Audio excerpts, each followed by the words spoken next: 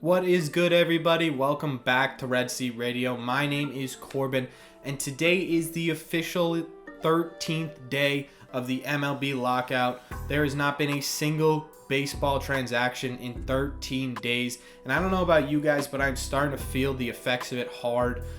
The first week wasn't super bad because there were so many different storylines and rumors still circulating around that didn't really feel like baseball was fully gone. This week was the first week that I genuinely felt like baseball was fully gone, and I never want to feel this again. So let's hope that this lockout doesn't last too much longer.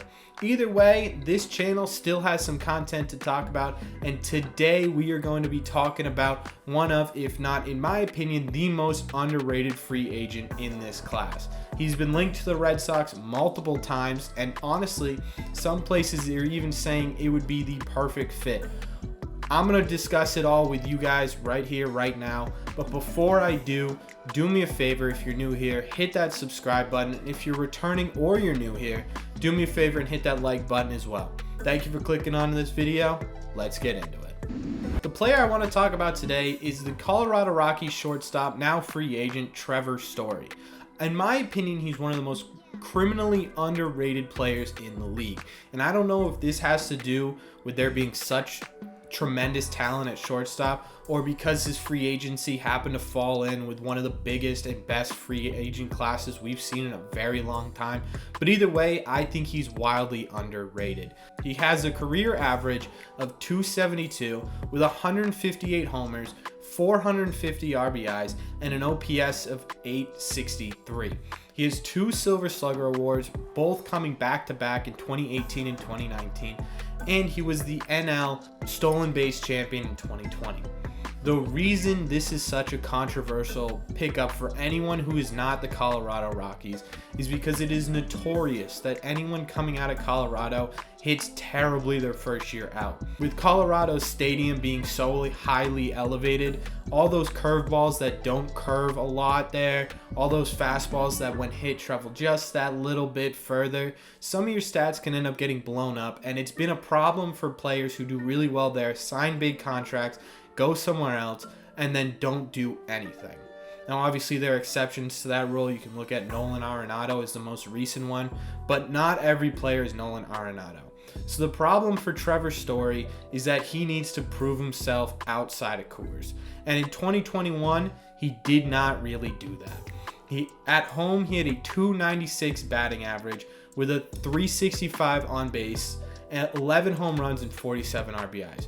But on the road, he had a 203 average, a 292 on base percentage, 13 home runs, and 28 RBIs. Significantly worse in every category but the home runs, in which it was only a couple. You might be saying to yourself, Corbin, this guy sounds terrible when he's not at Coors. He's one of those guys that's a dud outside of Coors Stadium. Why the hell would the Red Sox pick him up?